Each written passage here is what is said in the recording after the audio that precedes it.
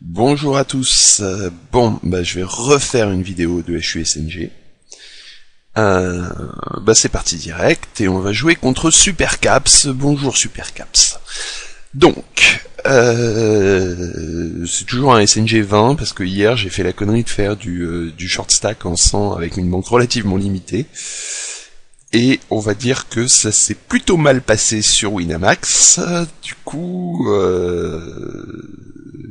j'ai un peu massacré ma banque. C'est dommage parce que j'étais monté à une banque me permettant de faire sans problème du 30.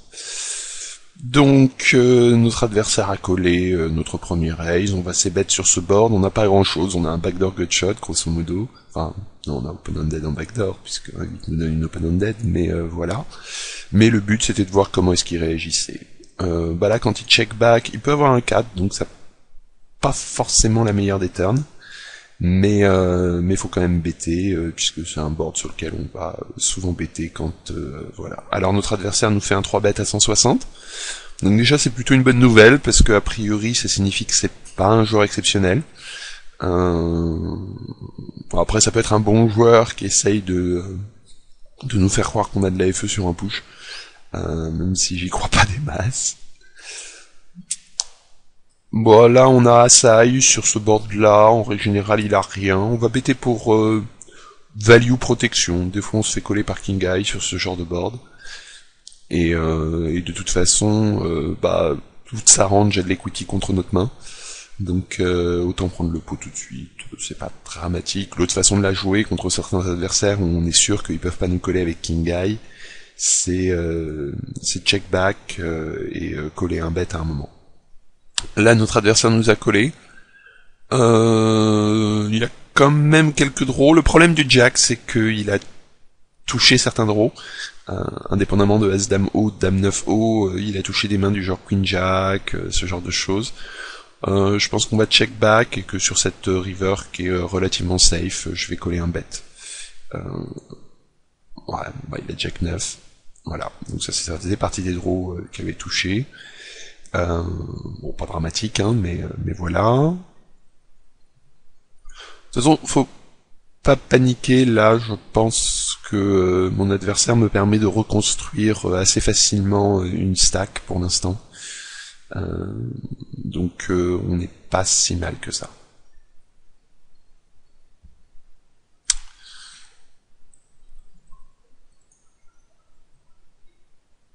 On va continuer à raiser. Pour l'instant, il n'a pas noté une volonté farouche de nous 3 bêtes, et sa VPIP est certes importante quand il est big blind, mais pour l'instant, il a quand même pas mal foldé.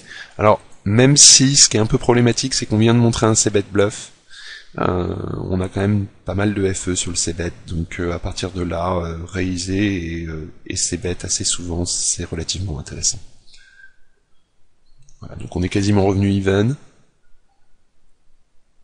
On va continuer, hein.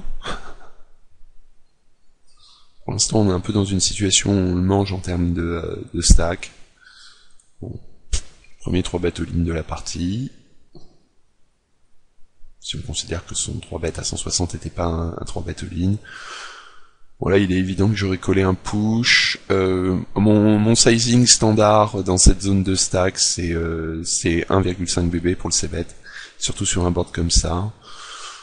Alors il a plus le payer un truc, mais 36 000 façons de la jouer. C'est plutôt un call et un call du push turn, même si c'est un peu moche s'il avait un flush draw sur le flop. Et de toute façon là s'il check, on envoie la sauce parce qu'on n'a pas tellement envie de lui laisser une free card. Voilà, là 90, ça fait 4 bébés deep. Alors est-ce qu'avec Nash 8-6-0 on est censé coller 4 bébés deep?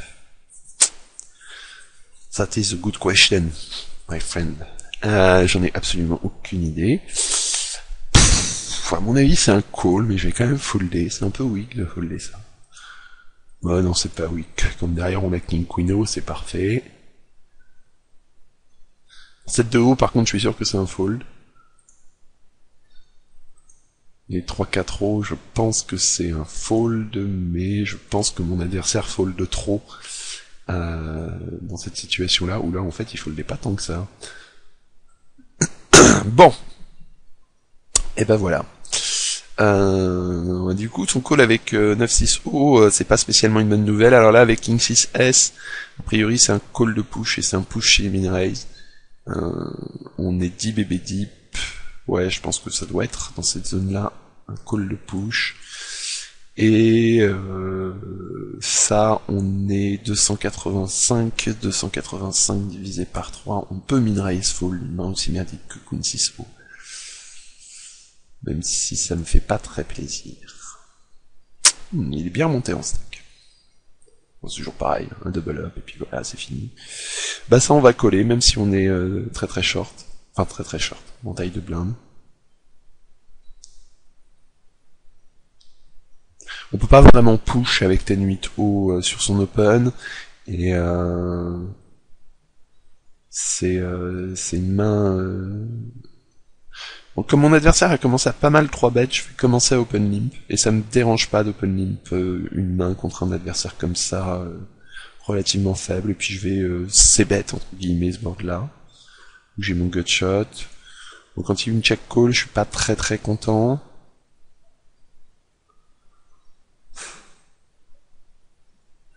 On voit pas grand chose, en même temps c'est un call relativement facile pour lui, sauf s'il a genre un 10.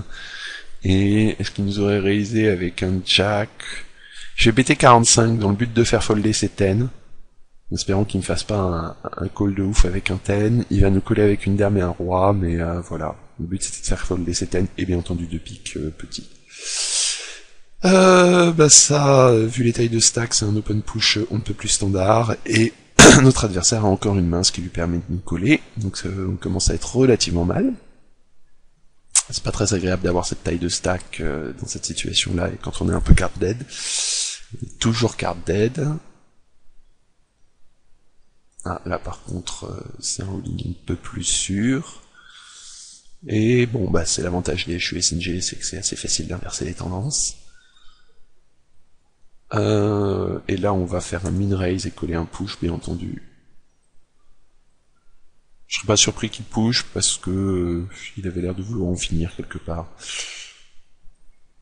Alors c'est pas un très très bon fiche, bon dans le sens positif pour nous.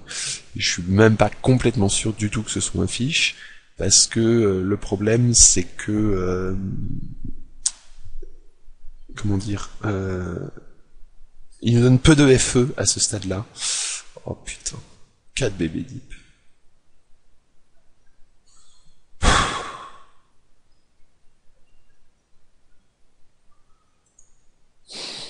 3 haut, je pense que c'est pas 5 bébés deep, on n'y est pas, mais il a tendance à beaucoup coller dans ces situations-là, et on aurait quand même intérêt à avoir un adversaire qui nous colle moins. Donc voilà, on a fini ce duel. Bah écoutez, j'espère que ça vous a plu, et puis je vais le mettre sur YouTube tout de suite. Bon allez, on s'en fait un petit deuxième, parce qu'en fait, j'avais acheté un ticket pour me faire ce HUSNG, et il se trouve que ça a merdé, j'ai pas utilisé le ticket, donc je devrais faire un HUSNG immédiatement.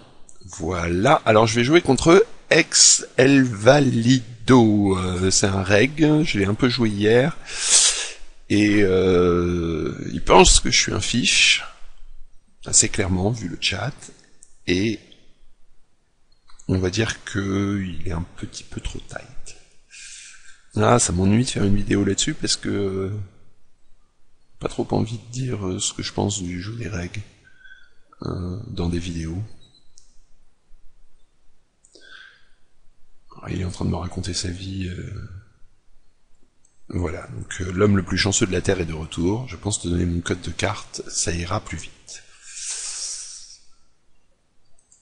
Bon, on va lui proposer de faire une bêtise dès le départ. Voilà, donc mon 3-bet à 80 est assez standard dans cette situation-là. Mon c-bet à 60 sur ce genre de board où il a pas grand-chose est aussi assez standard. Quand il me call aussi vite que ça, je pense qu'il a pas une très bonne main très souvent, et potentiellement c'est un CHU qui va se terminer très très vite s'il a un 10. Voilà. Il n'y a pas 36 000 façons de jouer la main précédente, parce que le problème c'est qu'on a un gutshot en plus de nos 2 over, et que il y a peut-être un timing tel dans la vitesse à laquelle il a check call le flop.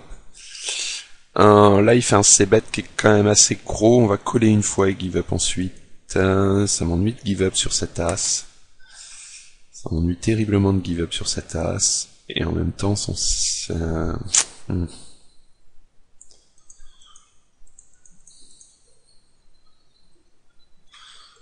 je vais pas give up sur cette as. Le king, on va voir combien est-ce qu'il bet, mais... Oh là là, ça sent le milking à plein nez. En même temps, j'ai pas de read là-dessus chez lui, donc je crois que je vais quand même coller. Alors, le problème, c'est qu'il faut qu'il bluffe une fois sur 6, quoi. Je vous raconte même pas. Ok. Bet petit pour extraire avec une main qu'il pense faible. Bon, c'est pas très très grave de toute façon contre lui. Et le problème fondamentalement c'est qu'il était potentiellement capable de value bet comme ça une queen, éventuellement moins bonne que moi, je sais pas. C'est assez compliqué. Là on va 7-6 haut, je vais le folder, je pense que dans les 6 c'est ma main la plus faible avec laquelle je call, c'est 9-6 haut. Bon bah là on a une paire, le board est un poil drawy en ce sens qu'un 6 ou un 4 a un gutshot.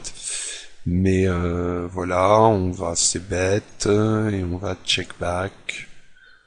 On va regarder à combien est-ce qu'il, à quelle fréquence est-ce qu'il fold call c-bet ici. P au P42. Donc il a quand même tendance à pas mal folder. Le problème c'est que même s'il est en train de tourner un 6 en bluff, il est devant nous. Est-ce qu'il fait des blocking bets avec un 7? Vu la main précédente, je pense que ça lui arrive de faire des blocking bets avec un 7, donc on va give up.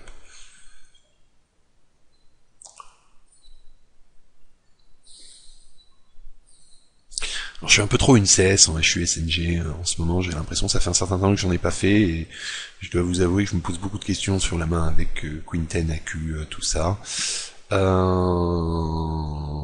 Le problème c'est que raiser à 120 ici donne l'impression d'être commit et donc d'être super fort, donc on va directement aller all-in.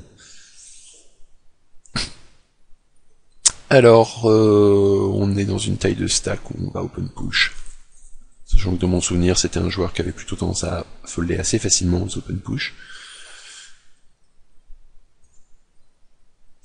et à être potentiellement un poil trop aggro. Ok, on va c-bet à 45.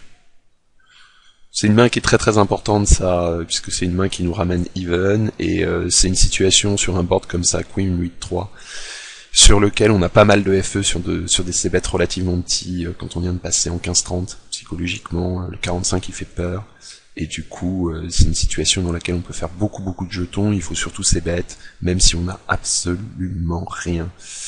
9 de haut, on a beaucoup réalisé, potentiellement il va souvent nous répondre. J'aimerais bien avoir une main pour le 3 bet, n'importe quoi,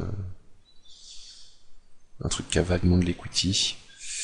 Là on a king high, mais pareil, le board est quand même assez dry, il y a assez peu de draw, et notre adversaire fold de c-bet, donc on va c-bet.